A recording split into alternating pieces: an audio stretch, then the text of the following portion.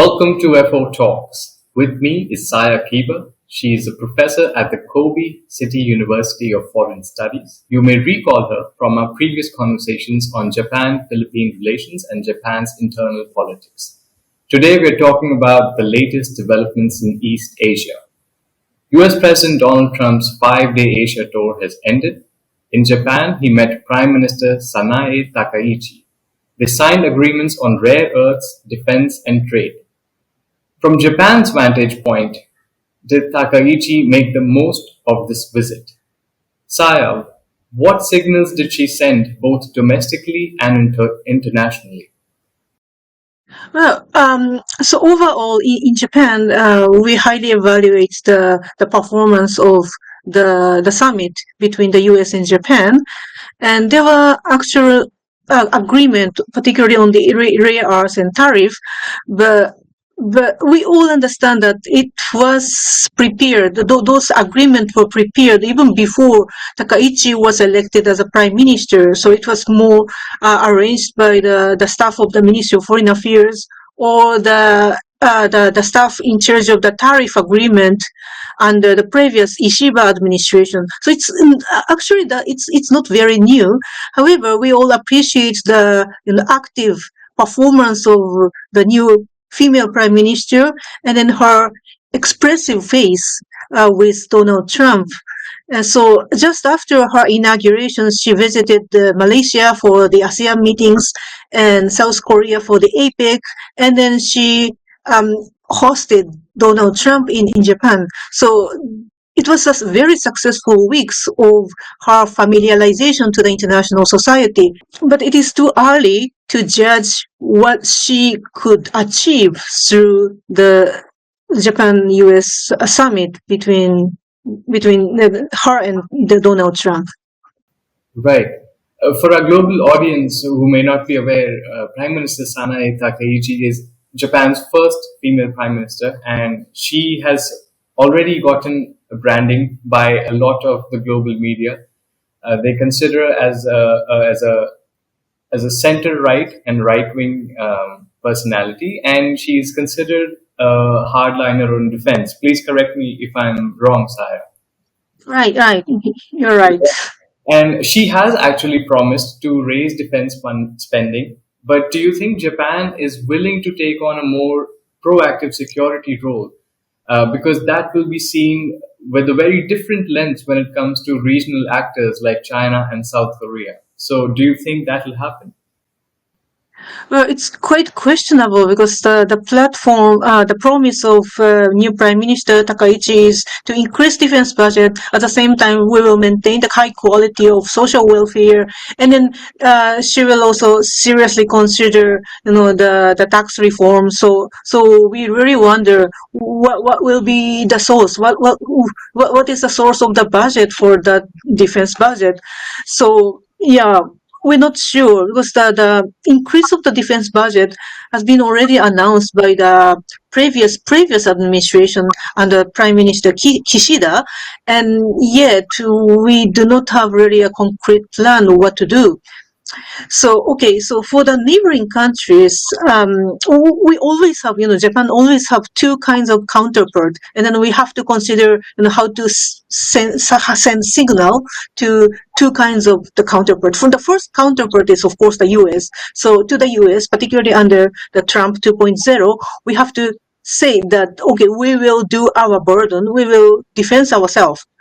So we will make a maximum effort to defend ourselves. So please, continue our alliance. So that's the messaging or the signaling to the U.S.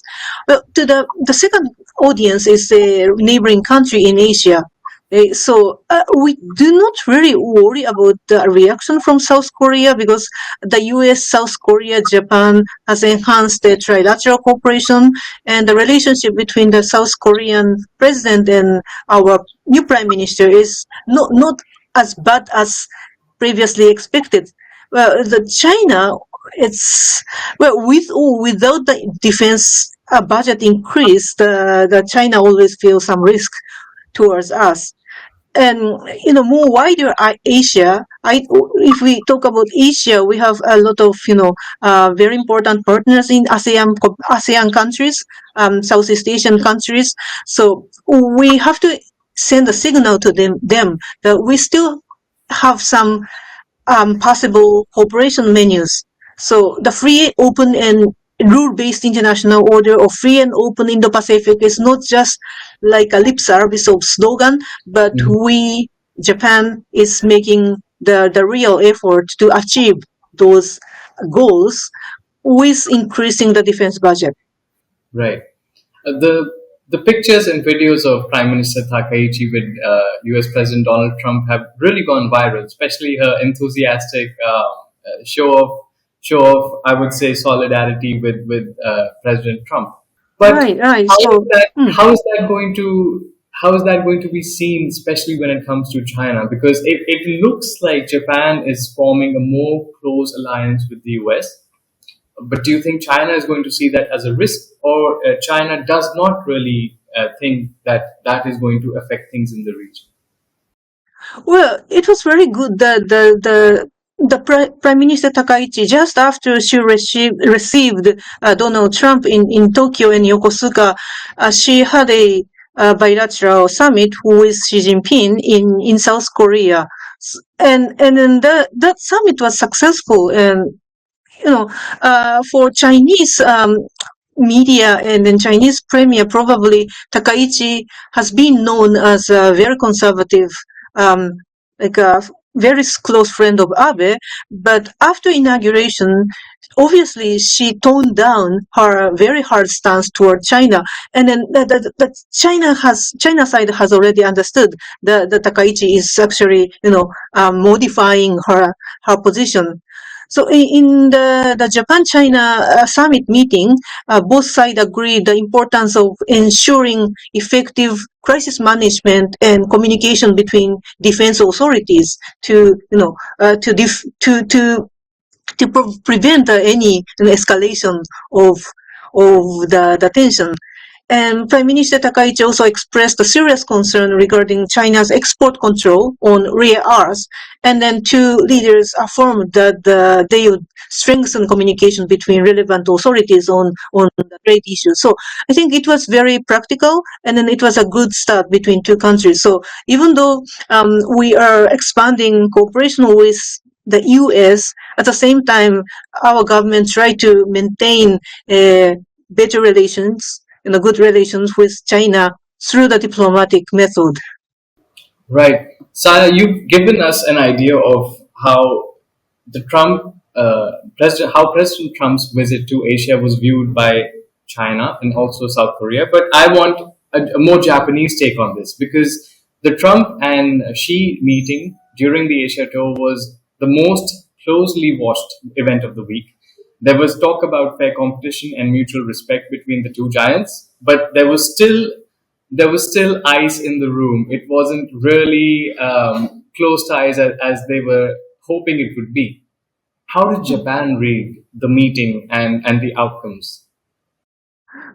So the news that Donald Trump used the word of G2 was widely, shared by the Japanese media as well. And then actually Japan worried about that. If you say G2, it's really accelerate the divide between the two blocks, right? It sounds like a block, and as you have seen, Japan and EU countries or the other G7 countries, they try to support the rule-based international order, or the liberal international order built by the U.S., right? So we are all the U.S. supporters, but at the same time, we are not always with the U.S. for any for every topic. So we maintain the autonomous diplomacy. We maintain autonomy in our own diplomacy. So if you say G2, and then if you imagine that blocks or like a sphere of influence, then we do not want to see the world like that. Okay? So like it's more multipolar, and then we have a lot of multinational players. So that is what we have shared so far after watching all the news of the Trump Xi meeting. Right. So the Trump tour is over, but that doesn't mean diplomacy has ended because currently U.S. Defense Secretary Pete Hegseth is still in the region. In fact, today he met his counterparts from Australia, Japan, and the Philippines.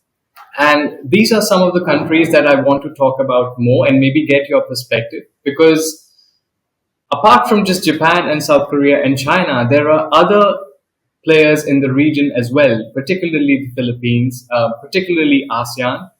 How are they reading what has gone down in the last week or so? Are they excited or are they nervous that that diplomatically things are moving too fast in the region?